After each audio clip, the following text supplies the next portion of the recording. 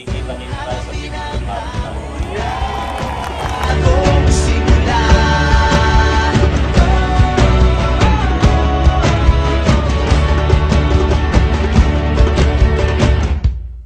Kay tagal mo na gustong lumipad, ngunit pangarap mo'y bihag ng kahirapan.